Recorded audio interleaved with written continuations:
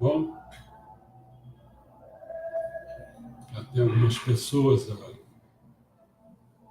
já se posicionando.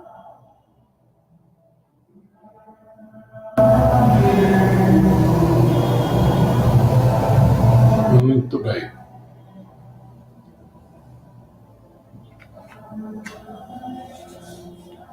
Então, nós hoje vamos falar,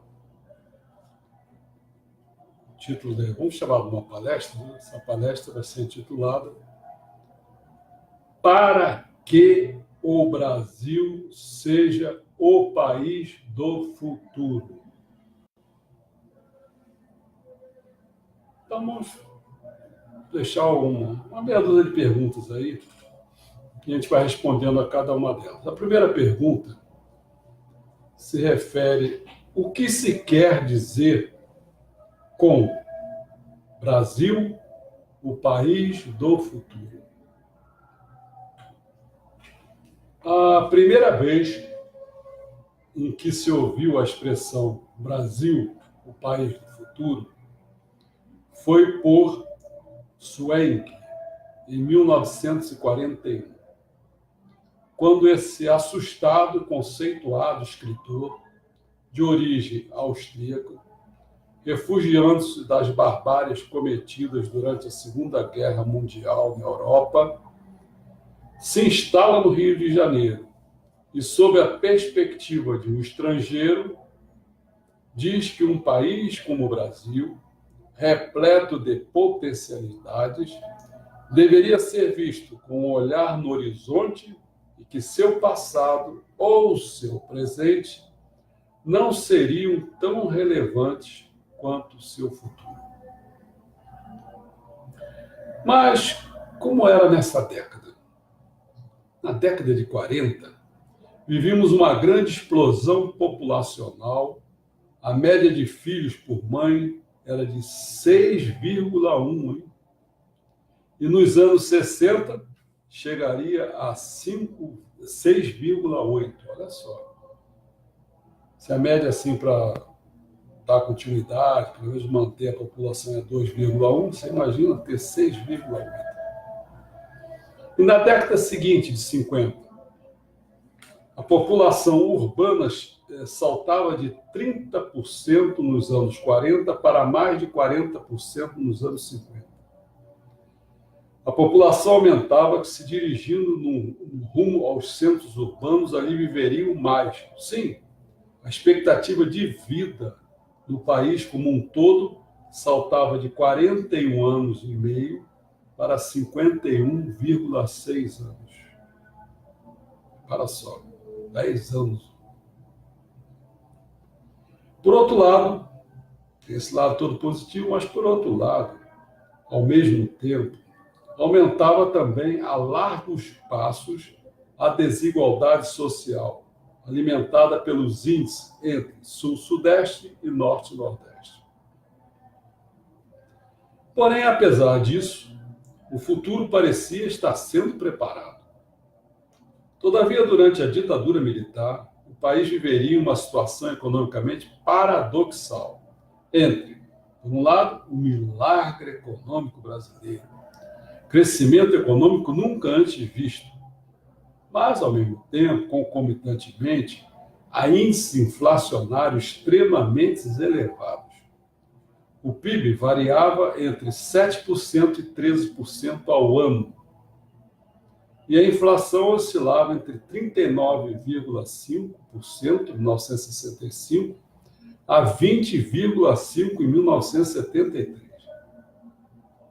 Embora essa parte inflacionária não fosse muito para os patamares da época, basta sabermos que em 1964, no ano do golpe militar, tivemos uma inflação superior a 87% e com crescimento de 3% do PIB.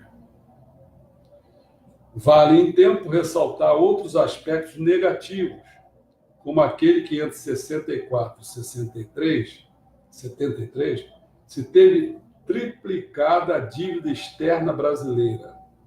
Outro aspecto negativo foi que nos idos dos anos 80, a economia do país enfrentaria uma grave recessão, bem como a queda dos investimentos, as baixas taxas de crescimento do PIB, a estagnação da renda per capita, o elevado déficit público e o aumento das dívidas internas e externas. Era conhecido como a Era da Década Perdida. Em 1984, nossa inflação atingiria impressionantes 224%, o maior índice já registrado no Brasil. Nos anos 90, se deu início à reforma do Estado e a liberalização comercial e financeira. Era a chegada da globalização. Quebras de paradigmas, problemas políticos internos, traumas financeiros, após inúmeros planos econômicos mal sucedidos, uma economia frágil compõe um cenário de instabilidade que se refletiria em números de insatisfação popular. Cai por impeachment o primeiro presidente eleito por voto direto popular após a ditadura militar. Tempos difíceis. Na virada do século XXI, a média de filhos por mãe era de apenas 2,4. E com projeção do IBGE de que este índice seja de 1,51 em 2030. Nessa altura, ladeira abaixo. Nossa economia também não nos inspira a ser, mesmo depois de 78 anos depois, não inspira que nós sejamos o país do futuro. Ao final de 2014, tínhamos uma inflação oficial de 6,4%, com a taxa de desemprego em 6,8%. O PIB fechou em 0,1%, o pior resultado em 25 anos, ou seja, desde 1990, quando foi registrada uma queda de 4,35%. Somos, no mês de 2015, 205 milhões de brasileiros e seremos 223 milhões em 2030.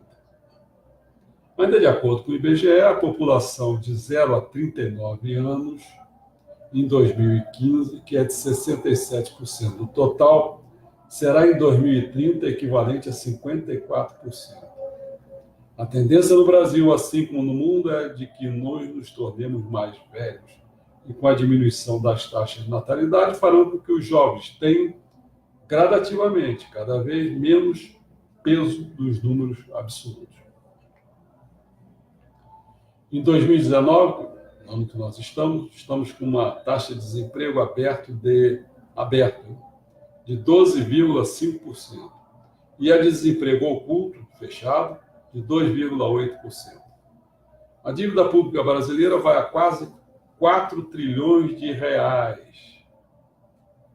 A dívida pública brasileira vai a quase 4 trilhões de reais. E chega a 88,4% do PIB. O país só ganha da Venezuela, que atinge 90,5% do PIB. Patamar que supera a média da América Latina, que é de 66,9%. O dólar do início deste século até o dia de hoje dobrou, saindo de quase R$ 2 para quase R$ 4. O Brasil já foi a quinta economia do mundo, porém em 2011 passou a ser a sexta, hoje é a oitava. Em termos de PIB per capita, quer dizer, o reais dividido por número de habitantes, em 2013 ficou na 62ª posição mundial. Hoje está na 85ª. Quer dizer, está na metade do número da população, do número de países do mundo. No entanto, o Brasil é o 8º país do mundo em número de bilionários. É o 8º país.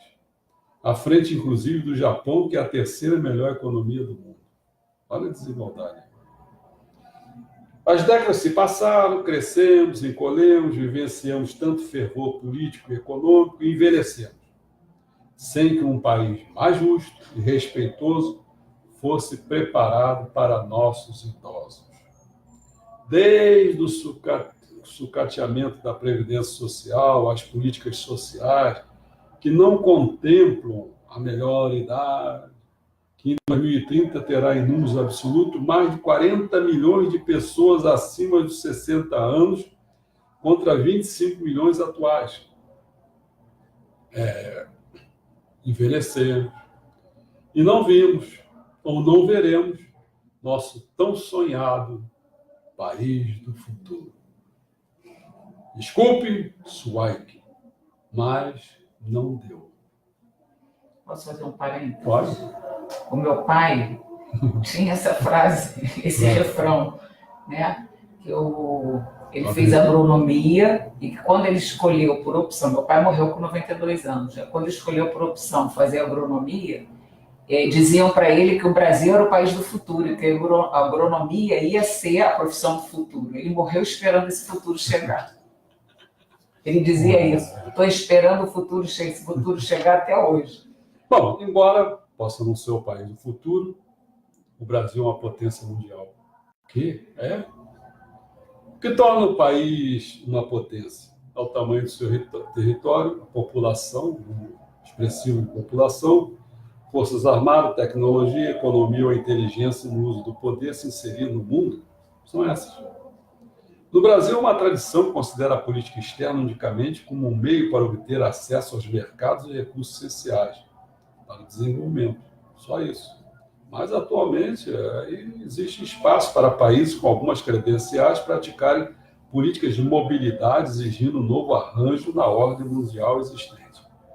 Coisa que o Brasil não tem. Não interfere em nada. Só quer tirar umas biscoitinhas lá, pode vender. Bom, posto isto, vamos às observações. 2 observações. Primeira, o Brasil se encontra entre as 10 maiores potências mundiais da atualidade. Exatamente a 9ª. Depois dele vem o Canadá na 10ª. Antes, pela ordem, são, em primeiro lugar, Estados Unidos da América, né? Segundo, China, Japão, Alemanha, Índia, França, Reino Unido e Itália. Segunda observação. No entanto, o Brasil, embora seja a 9ª, ele só tem se destacado pelo tamanho do seu PIB. Apesar do seu tamanho territorial seja o 5º e populacional também seja o 5º. Então, vem a questão. Como o Brasil poderá se destacar de outros modos, de modo que ele venha a ser o país do futuro? Talvez pensando novamente, eu digo isso, talvez uma forma de se fazer isso, ele vir a ser o país do futuro, talvez pensando novamente no processo de substituição de importações. Eu acompanhei isso de perto, Celso Furtado falava nisso, e o pessoal completamente bombardeava isso. Eu continuo vendo isso aí como uma possibilidade, diante da grandiosidade que o Brasil tem. Vê que eu falei aqui, não, o PIB não é assim, mas está lá, em 8º. População, tamanho, território, estão lá em 5º. Então não é tão assim jogar fora, não. Né? Vamos lá. A importação, vamos lá. O negócio é substituição de importações. O que quer dizer isso? Importação todo mundo sabe, né? Não é nada mais do que a compra de um produto produzido no exterior. Isso se dá por não haver alternativas nacionais para o produto. Se não tem produto e ele seja interessante, então teria que importar. E isso aconteceu muito, como no caso do Brasil, até a industrialização no século XX, quando praticamente não havia fábricas no país. Então, muitos produtos fabricados eram necessários. Ou se dizia que era. Ou por serem, outra alternativa, por serem as alternativas nacionais mais caras, ou a de menor qualidade que os produtos importados. Tem horas que aqui acontece isso. Você paga mais caro, às vezes tem um problema de leite aí, tem outras coisas mais. O Brasil produzindo, mas não interessa. Então, mais caro e de pior qualidade. Isso a gente já viu isso acontecer com celulares, com carro. Bom, vamos para a substituição de importações. O que quer dizer isso em economia? É um processo que leva ao aumento da produção interna de um país e a diminuição das suas importações. Quer dizer, é você começar a não importar e você jogar para o mercado interno. A produção seria vendida ali mesmo, no mercado interno.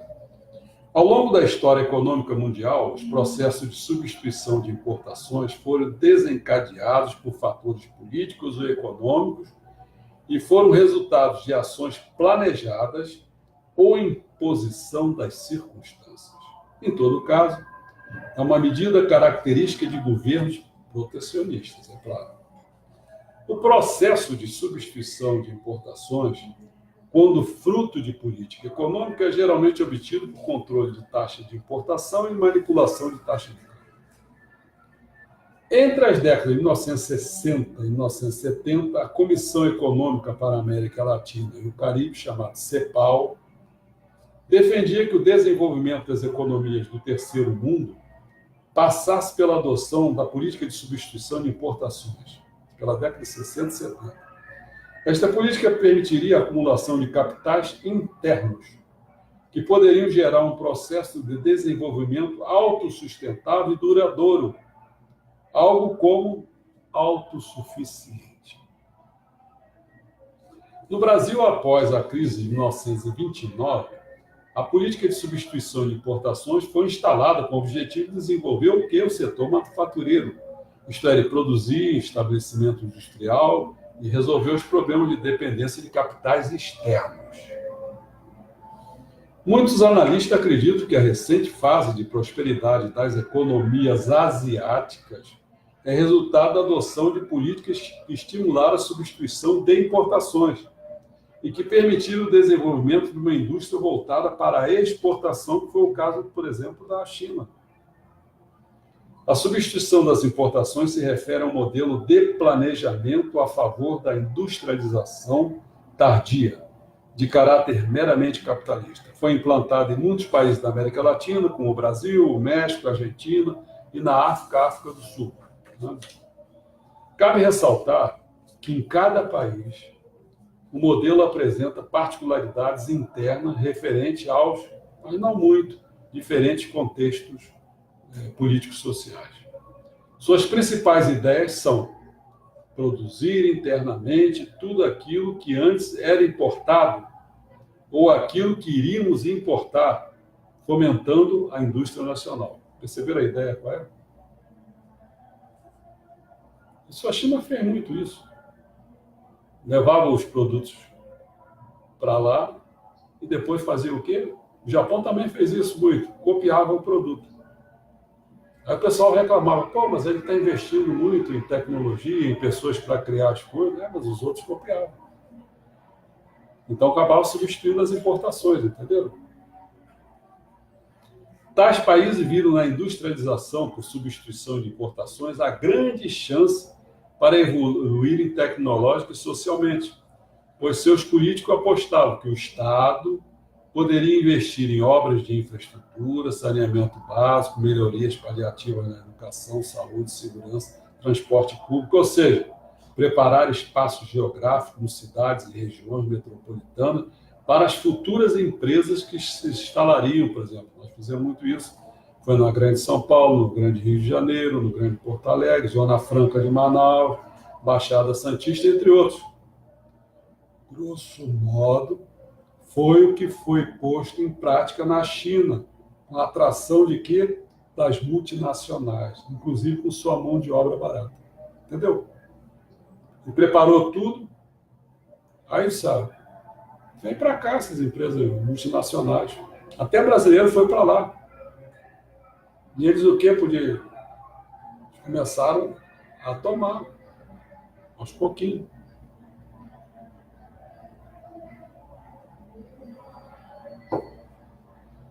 Aproveitando para explorar uma grande quantidade de mão de obra barata e desqualificada, as transnacionais se instalaram e se beneficiaram de políticas de isenção de tributos. Isso aconteceu aqui no Rio de Janeiro, você lembra, né? Ou não, no Rio de Janeiro ou outro, ficavam disputando que local que aquela fábrica ia lá, não precisa pagar imposto não, deixa isso para lá, bota menor, não sei o quê. Era assim que fazia, né? Sem a pressão de sindicatos, leis ambientais, isso aí acontece muito. Vai poluir, porcaria, deixa para lá, polui o rio, lá perto, deixa para lá.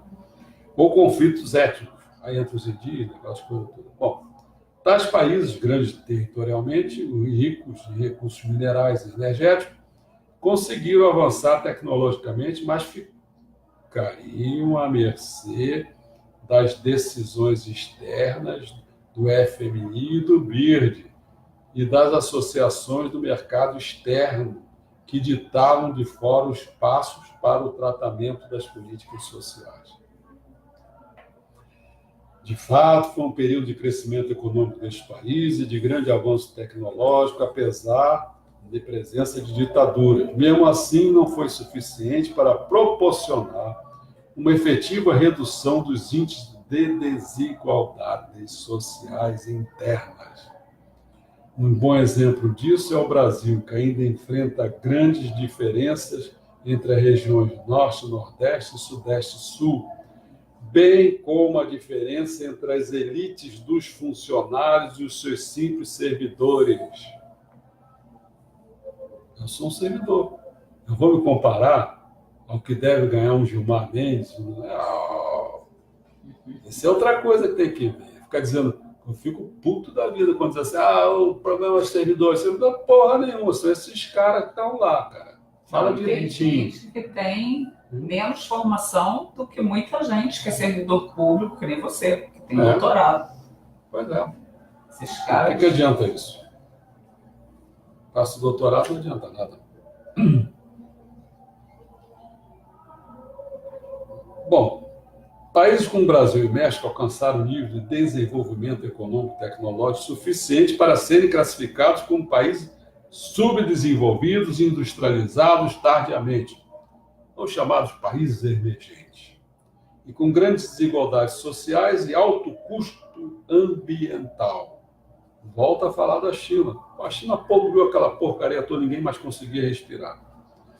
Com a crise da dívida externa ocorrida a partir da moratória de 1982, do México, a maioria dos países da América Latina abandonou a política da substituição de importações por outras voltadas para as importações, estratégia de fundo neoliberal apoiada pelo FMI. Antes de encerrar este tópico, sem qualquer apreciação, se considera a distinção entre dois tipos de bens, só para a gente ter ideia, assim, para quando eu falar alguma coisa na frente, você saber. Tem os bens de capital e tem os bens de consumo. Os bens de capital são bens intermediários, como equipamentos com as suas maquinarias e as instalações com as suas fábricas, né, necessários para a produção de outros bens e mercadorias, papapá. De qualquer forma, um aspecto fundamental é que os bens de produção e de capital diferenciam-se dos bens de consumo por serem utilizados no processo de produção. Eles podem ser, por exemplo, o chocolate é um bem rápido, né? Acaba logo. Pode ser um bem intermediário, um automóvel, por exemplo, né? Observação. É bom se chamar a atenção da razão dessa substituição de importações se deparar com problemas, como implantação de uma indústria de bens duráveis no país, gerando um efeito multiplicador na economia, com a implantação de outras indústrias de forma a dar suporte às primeiras. Todavia, mesmo assim, ainda não fomos capazes de produzir os bens de capital de forma a dar subsídios à recém-criada indústrias de bens de consumo. Outra observação. A aposta, lembra aquela aposta que a gente falei lá atrás, que o Estado poderia investir nisso, naquilo, tem sido algo que não ocorre devido à má gerência provocada por roubo, corrupção e empreguismo e outros tipos de crimes e desvio de conduta. Vejo no caso recente do Lula, que surfou na bonança da situação externa excelente, onde a China comprou commodities intensamente no Brasil, e, no entanto, esse ex-presidente e atual presidente presidiário, ao invés de investir no país, só produziu mensalão e petrolão. Para que possa ser o país do futuro, o Brasil precisa de quê? Vamos lá. Primeiro, pôr ordem no país. Que para isso é necessário ter um governo amparado pelas Forças Armadas. Chega de conversinha, não tem jeito. Não tem jeito, cara. Esqueço isso, isso é uma ilusão, estão te vendendo. Sem precisar de ser uma ditadura de uma só pessoa, com a liberdade de fazer o que bem entende. Não, mas sim com tarefas e missões a cumprir, como a de realizar no prazo de um ano o seguinte. Vamos lá, 3 coisinhas no seguinte. Elaboração de uma nova Constituição por meio de uma comissão de notáveis indicada pelo governo, em termos de competência técnica, comprometimento com a nação e valores de alto nível. Acaba com essa merda dessa Constituição que deu poderes ao Legislativo, Judiciário, de fazerem o que bem entende, de dizer quanto deve ganhar. Deve ganhar porra nenhuma. O Executivo é que tem que dizer. Segundo, implantação da existência de apenas 3 partidos. Que 30 e porrada de partido, porra nenhuma. Quais seja, apenas liberal, são coisas que pode-se dizer. O ligado ao capitalismo, o liberal, o socialista do outro lado e o princípio imparcial. Quem conhece isso, que o nosso entendimento messiânico é o isonomê. De modo que os seus integrantes tenham muita sinceridade e sabedoria com as convicções e fundamentos de tais partidos. Caso o governo verifique que não tenham, deverão ser excluídos dos mesmos. Não pode ter gente que não tenha convicção do que está falando. Terceira coisa, fechamento dos poderes legislativo e judiciário e abrir eleições com candidatos a parlamentares e juízes indicados por uma comissão de excelência, indicados pelo governo, que primam pela meritocracia e ética. O juiz não sei o quê, não é julgado, não é eleito. Tem que ser eleito sim, não pode essa porcaria de ficar indicando, não. Indicando que o legislativo é que vai dizer, isso é brincadeira. Nós não estamos em condições, esquece isso. Isso que está aí está podre. Podre. Bolsonaro, você não vai poder governar com essa podridão que está aí. Pode não estar conversando com um grupo de pessoas, tentaram aí cercear alguns vereadores aqui. Aí você vê que ainda é a mesma coisa. Eles burlam as coisas. É a mesma coisa. Você acha que não está acontecendo lá com deputados e senadores? É a mesma coisa. E aquela porcariada de Supremo Tribunal Federal? Não dá com isso aí. Como é que você vai governar com isso aí? A gente elegeu você para criar uma ditadura, para tirar esses caras. Tem que dar um suspiro nisso aí. Não pode ficar. Esses caras não tem jeito. É iludido com isso, vai ter jeito com isso aí, cara. Bom, estas 3 condições estão fundamentadas nos ensinamentos do Messias Mestre Sama. Por exemplo, elo espiritual. Foi escrito em 5 de setembro de 1948. Vamos ouvir. Isso não tem a ver com isso. A quantidade de elos espirituais varia de acordo com a posição que o homem ocupa. Se for homem público, um prefeito de uma cidade, governador de estado, primeiro-ministro, presidente, imperador, etc., tem elos espirituais com todos aqueles que estão sob sua administração ou governo. Quanto mais elevada a posição do homem, maior se torna o número de seus elos espirituais. Sendo assim, a personalidade de um líder tem que ser nobre. Toffoli, meu amigo. Porra, não dá. Porque se no seu espírito houver impurezas, isso refletirá nocivamente sobre grande número de pessoas, atuando sobre o pensamento delas. O primeiro-ministro do país, por exemplo, deve ser um homem de grande personalidade, além de muita sabedoria, deve ter muita sinceridade. Caso contrário, o pensamento do povo se deteriora, a moral relaxa, o número de criminosos torna-se cada vez maior. Não é verdade isso.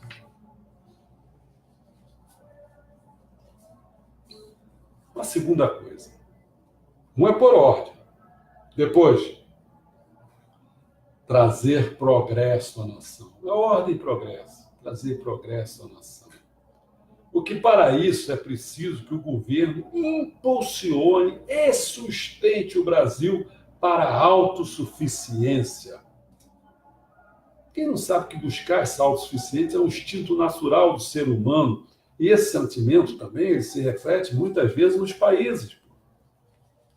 Essa premência pode ser considerada no ensinamento do Messias Meixo Sama, chamado O Caráter Dependente dos Japoneses, que escreveu em 25 de março de 1950. Vamos escutá-lo. Olha. Nos japoneses da atualidade, nota-se uma característica muito forte: sua dependência. Em maior escala, a nível de governo, comércio e outros setores, eles estão na dependência dos demais países. Se o povo japonês, pelas críticas que tem sofrido, pretende reconstruir este país, precisa, antes de tudo, seguir o espírito desbravador do povo americano. Estou certo que a introdução desse pensamento é muito mais eficaz que a introdução de capital. Não pensa que é pegar dinheirinho, não. Dependência. É um método fundamental, pois está baseado na verdade que o espírito domina a matéria. Matéria é dinheiro. Dependência. É o espírito. Entretanto, podemos dizer que entre os intelectuais do Japão quase ninguém percebe isso. Mesmo nos órgãos de comunicação, o que se faz é incentivar o espírito de dependência. Talvez eu esteja exagerando, mas essa característica é própria dos pedintes acovardados, que compra a compaixão das pessoas. Ih, meu Deus, isso aqui no Brasil, hoje mesmo escrevi um artigo, vai ver um pessoal com compaixão. Compaixão não é justiça, meu amigo. Vai procurar no Meixo Sama os ensinamentos, compaixão. Não, Deus é justiça.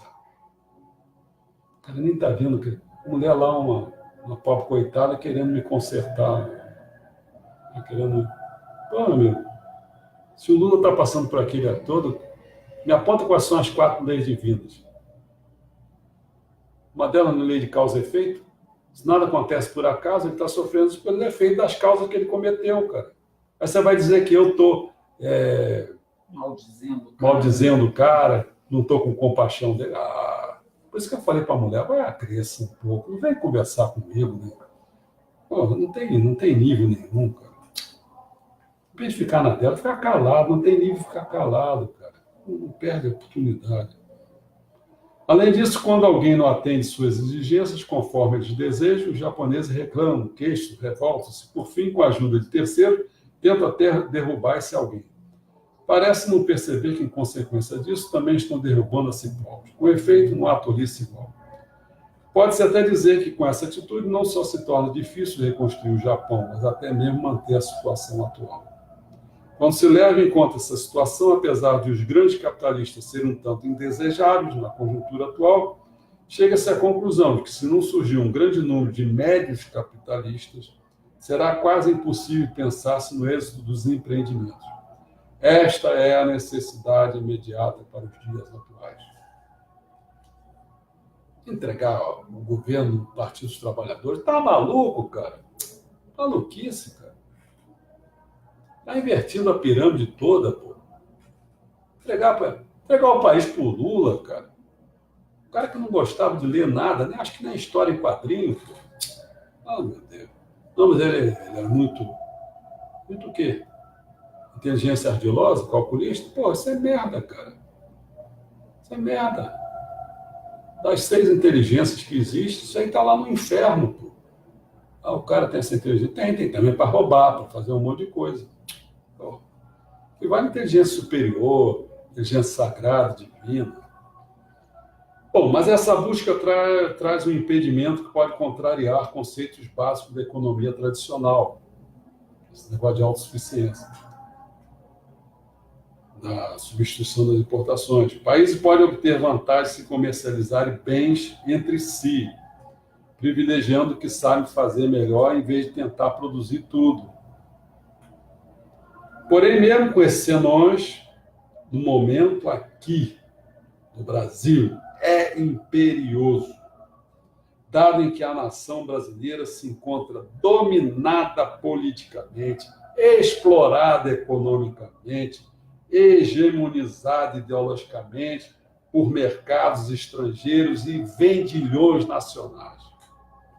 Vide o tamanho da impagável dívida pública que impede o Estado de garantir uma ampla infraestrutura e uma superestrutura à altura das necessidades do seu povo, bem como avanço científico, tecnológico e também espiritual.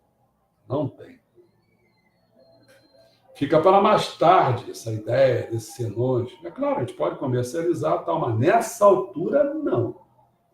Fica para mais tarde um meio termo, qual seja buscar elementos de autossuficiência sem deixar de suprir necessidades mais básicas com outras nações. Claro, a gente vai chegar lá na arte de Deus, cada um ajudando o outro país a pintar-se de acordo com a sua cor, não é isso? Mas ninguém nem sabe a missão de cada país, não sabe nem que tinta vai botar lá, cara. Tem cara que só quer botar a própria tinta sua lá, botar no meio, aquele porcariado de comunista, não sei o que, só quer pintar de vermelho todo mundo. E, por outro lado, também é uma merda do capitalista, também só quer pintar de sua cor. Cara, assim não dá certo, não vai dar certo nunca. Contudo, a indagação a ser feita é se esse tipo de autonomia é algo possível nesse instante para o nosso país. Se sim, o que é indispensável para que isso ocorra? Então, eu vou dizer para vocês. Vamos topar substituições de importações, vou dizer como. Olha só. Para que isso ocorra, tem que haver a existência de 3 elementos fundamentais, que são a abundância do sol, o elemento fogo, o da água e o solo, o elemento terra, que nos permite energia, oxigênio, alimento, florestas, animais, recursos minerais e biodiversidade em abundância. Tudo o que nós temos. Primeira coisa. Vamos para a segunda? Vamos lá. Presença ultra significativa de população, território e soberania. Sem problema. É quinto. Terceira coisa. Urgência é a de uma nova cultura que predomine ou mesmo que substitua a materialista existente. Isso nós temos. Nós que eu falo, nós quem? Nós messiânicos temos a oferecer isso. Nós temos uma cultura espiritualista, só botar lá em cima, da predominância em cima da cultura materialista, não é arrasar com ela, não, bota em cima, dominando e tal. Entendeu? Nós temos para dizer isso. Então, estes 3 requisitos estão fundamentados nos ensinamentos do Messias Meixo Sama, que são os elementos fogo, água e solo, 5 de outubro de 43, e a transição da velha cultura, que é 6 de setembro de 1950. Vamos ouvir um pouquinho. Tudo que existe é composto de 3 elementos básicos.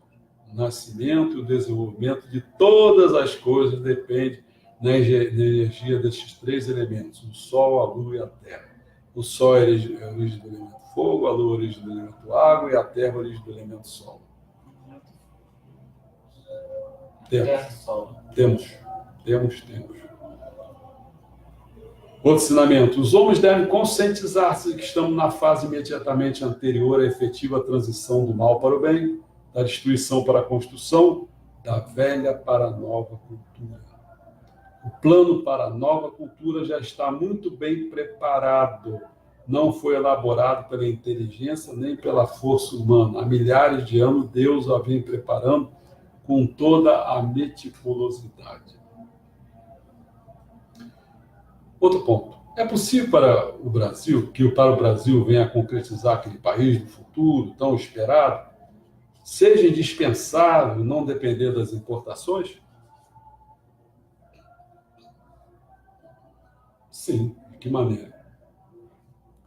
Você tem que conhecê-las, avaliá-las, se nós não poderíamos vir a substituí-las ou mesmo ignorá-las também. Não fica pensando tudo que a gente está importando que é bom negócio para a gente, não. Não é não. São os outros que estão vendendo essas quinquilharias, essas porcariadas e deixando a gente em menor situação. Pois bem, vamos às importações com seus países e produtos. Vamos lá? Vamos ver o que a gente está importando de cada país. Em geral, é o seguinte. A gigante China também é o país que mais manda produtos para o Brasil. Estados Unidos e Argentina aparecem em seguida, com Alemanha em quarto e Coreia do Sul em quinto. Na lista, né? México, Itália, França, Japão e Chile formam um grupo dos 10 principais países que mandam produtos para o nosso país. Confira a lista com os principais produtos. Prestando atenção, você vai ver só. É o que nós importamos. Né? China. Aparelhos, transmissores, receptores e componentes. Circuitos eletrônicos e motores, geradores e transformadores elétricos. Estados Unidos. Óleos combustíveis, medicamentos e adubos e fertilizantes. Alemanha. Medicamentos, partes e peças de veículos, instrumentos e aparelhos de medida.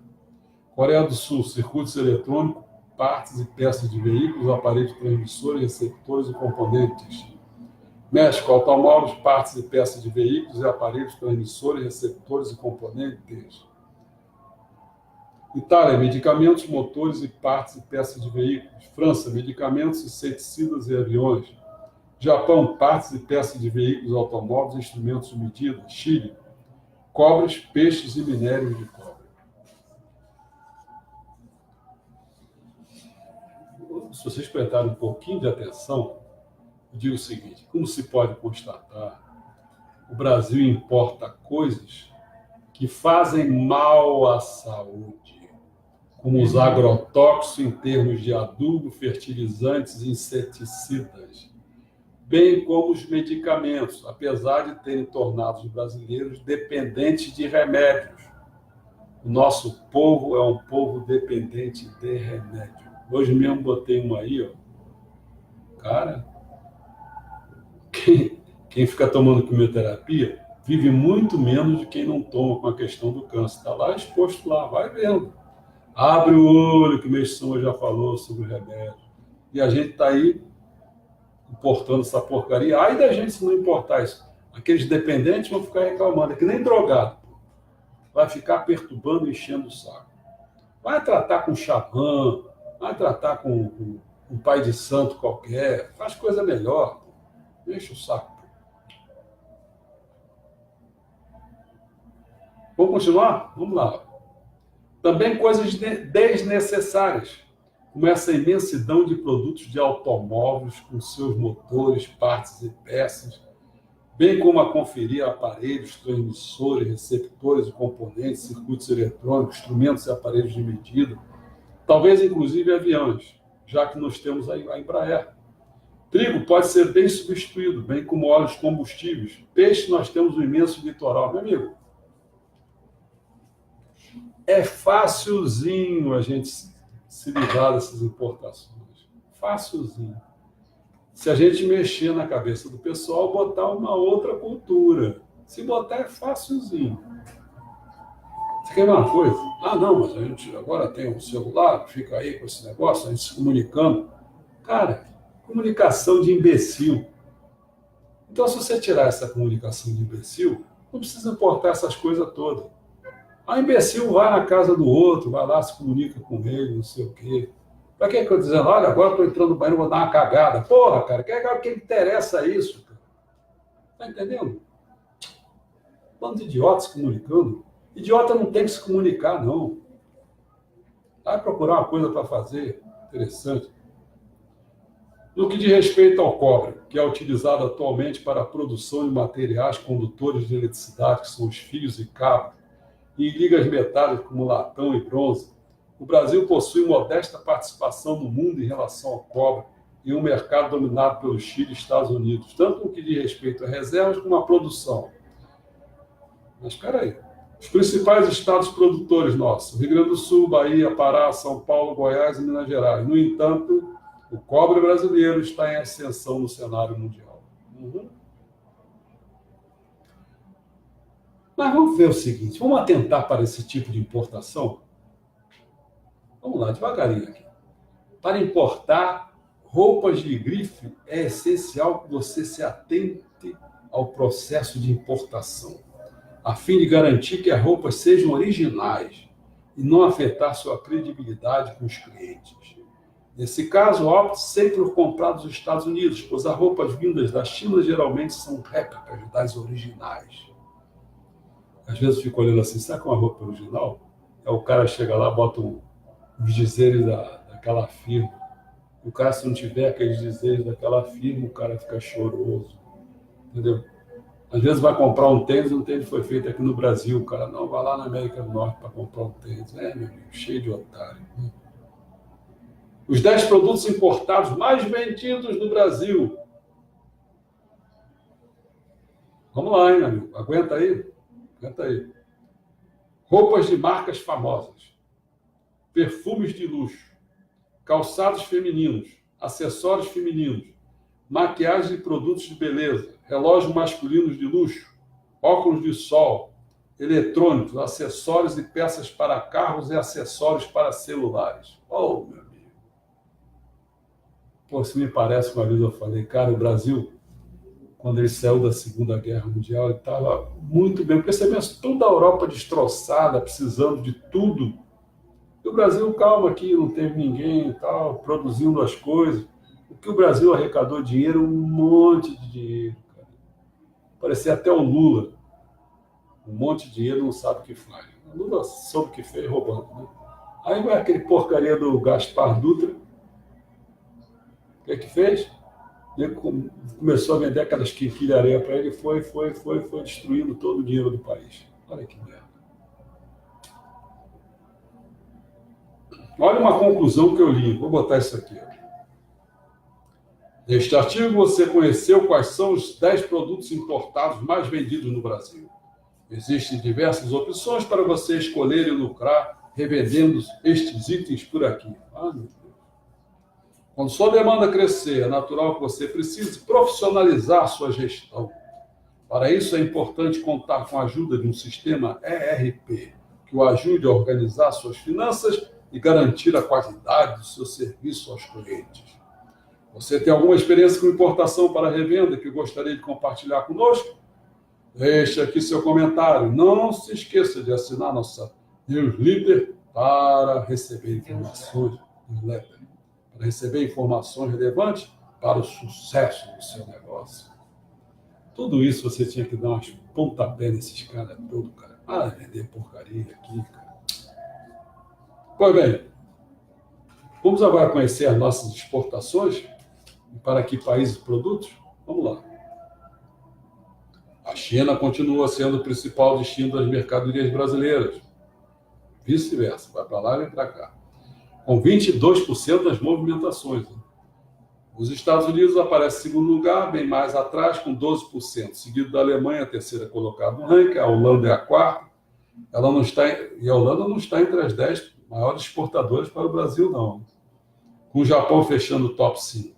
Chile, Alemanha, Índia, México e Espanha encerram a lista dos 10 países para os quais o Brasil mais exporta. Sendo que, em particular, a Índia e a Espanha estão no mesmo caso que a Holanda. Não exportam para o Brasil. Entre os 10. Coreia do Sul, Itália e França, embora se encontrem os 10 maiores exportadores para o Brasil, no entanto, não estão entre os 10 maiores importadores do Brasil.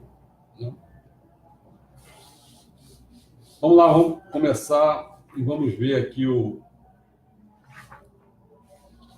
Vamos lá, a China. A China importa da gente soja, minério de ferro e óleos brutos de petróleo. Os Estados Unidos óleos brutos de petróleo, aviões e produtos semi-manufaturados de ferro ou aço. Argentina, automóveis, veículos de carga e partes e peças para carros e tratores. Holanda, farelo e resíduos da extração de óleo de soja, tubos flexíveis de ferro ou aço, minério de ferro. Japão, minério de ferro, carne de frango e milho. Chile, óleos brutos de petróleo, carne bovina e automóveis. Alemanha, café, minério de cobre, farelo e resíduos da extração de óleo de soja. Índia, óleos brutos de petróleo, açúcar e minério de cobre. México, automóveis, produtos semifaturados de ferro, aço e motores para veículos. Espanha, óleos brutos de petróleo, soja e milho. Vamos lá? Como se pode constatar, o Brasil exporta principalmente as commodities, como milho, soja, café, açúcar, carne bovina, minério de ferro, cobre, óleos brutos de petróleo, mas também automóveis e aviões. Eu finalizo da seguinte maneira. Nós vendemos isso, né? Bem, eles vendem aquilo. Já que somos o celeiro do mundo, então o que temos de fazer é valorizar o nosso produto, não é verdade? Vamos lá, vamos fazer umas continhas? Por exemplo, se para produzir 1 quilo de carne, que o pessoal fica aí doido para ter 1 quilozinho de carne, sabe como necessita de litros de água? 15 mil litros de água. 6 quilos de cereais. Se eles custassem apenas R$ 2, as suas unidades, certos países ou empresas destes, que são os nossos credores da nossa dívida pública, teriam que pagar no mínimo R$ 41 mil por 1 quilo de carne aos nossos cofres. E assim logo a nossa dívida estaria quitada e quem sabe eles é que passariam a nos dever.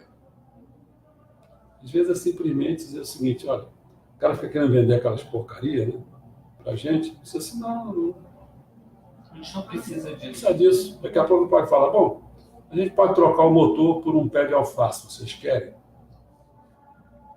Se não quer, não vai comer alface não, hein? Eu não estou interessado nesse motor.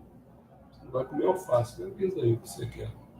Você está entendendo como é que é? Quer dizer, o Brasil pode ser um país do futuro? Pode. Aparentemente, se quiser, mexe naquelas coisinhas que o Bolsonaro... Mas você está colocando assim, o Brasil, país do futuro, com a missão do Brasil de celeiro do mundo, é isso? Essa é a missão do Brasil. Outro dia o Avenir, lá da Feirinha Orgânica, ele estava conversando qualquer coisa com você, né? Da questão do orgânico, da cultura tradicional, que as pessoas, assim, os agricultores, né? Teimam e não produzir o orgânico porque custa mais, né? Você tem também que não é nem o natural, né, como mexicano prega, porque você tem que realmente descansar o solo, mais do que descansar o solo, é recompor o solo, né? A diferença é brutal. Você vê o gosto das coisas é completamente diferente. Tem coisas que eu não consigo mais comer. Eu já fico cansado de falar isso. Morango, por exemplo, é um deles. Dá para comer morango, cara? Tá de maluco? E tem umas aí que a gente teima de comer, mas a gente vê que é cheio de agrotóxicos em cima. O figo é uma delas. Agora parece que estão querendo, ou estão lavando, eu não sei bem o que eles fazem, porque esses caras são pilantra para cacete. A gente pensa que está dando nó neles, está dando nada. Eles aí que ficam. Eles sabem o que fazem com a gente, né? Estou aqui vendo gente. A Ângela Kinect está aí mesmo, Ângela? Ela entrou. Se ficou, eu não sei. Hermínia, Regina da Conceição.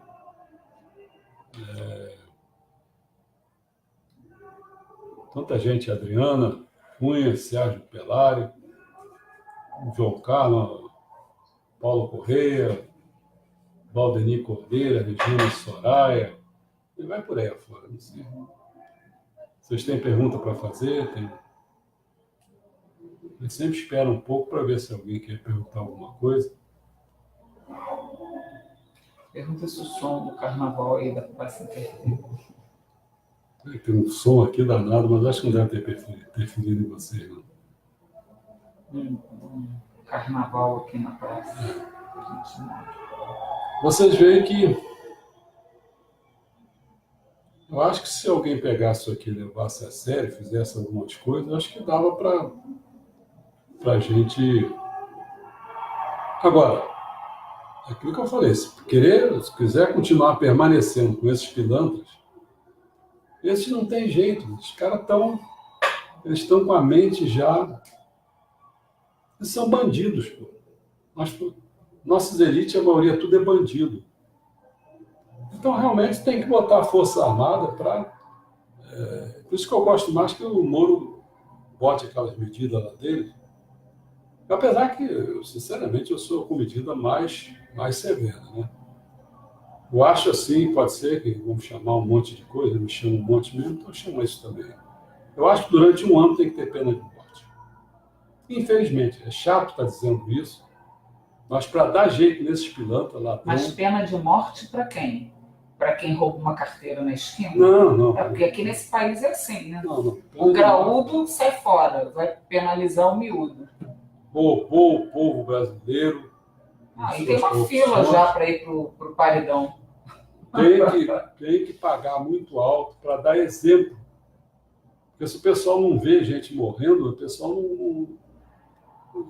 não fica sensibilizado. Ele acha que pode continuar. E tem aqueles coisas nojentas. Coisas nojentas são aqueles caras aqueles advogados, porcaria, que pega o dinheiro roubado, e vai defender o seu cliente com dinheiro roubado, que o cliente roubou, e o coisa nojenta vai defender. Aí aqueles coisa nojenta de cima, que são juízes, aí dão a favor, tal.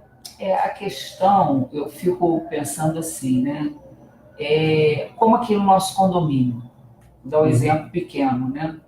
Nosso condomínio, a gente teve que fazer valer, para gerar uma harmonia no espaço que a gente vive, e de segurança no espaço que a gente vive, a gente teve que fazer valer uma atualização, que a nossa convenção do condomínio é muito antiga, uma atualização de multas. Para a pessoa que insistir em agir de forma errada, ser multada, né, com uma quantia maior que ela sentisse doer no bolso. Como a gente é peixe miúdo, isso fez com que as pessoas começassem a se mexer, porque as pessoas não querem ser multadas. Então, elas começaram, né? A multa é 20% do salário mínimo, 50% do salário mínimo, isso começa a doer no bolso. Então, as pessoas começaram a se mexer.